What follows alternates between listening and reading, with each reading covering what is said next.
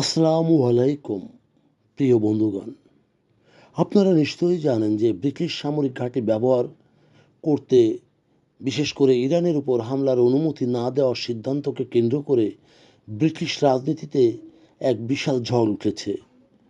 প্রধানমন্ত্রী স্টারমারের এই কৌশলকে একদিকে যেমন সঠিক অবস্থান বলা হচ্ছে, অন্যদিকে বিরোধী দল এবং আটলান্টিকের ওপার থেকে সমালোচনার মুখে পড়েছেন তিনি। মার্কিন প্রেসিডেন্ট ডোনাল্ড ট্রাম্পের সাম্প্রতিক মন্তব্যে ব্রিটিশ রাজনীতি থেকে নয়া মেরুকরণ তৈরি করেছে।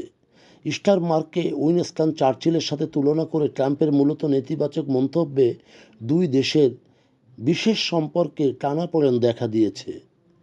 যুক্তরাজ্য তার জাতীয় নিরাপত্তার স্বার্থে ঝুঁকি নিতে চাননি। বিশেষ করে কনজারভেটিভ নেতা কেনি সরকারের এই অস্পষ্ট অবস্থানের সমালোচনা করেছেন।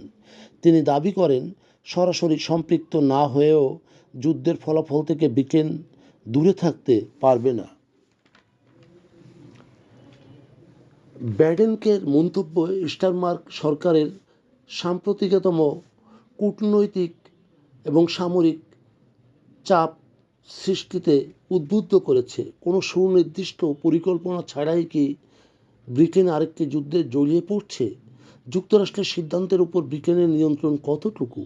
জাতীয় নিরাপত্তার নামে সাধারণ মানুষের জীবনকে ঝুঁকির মধ্যে ফেলা হচ্ছে কিনা?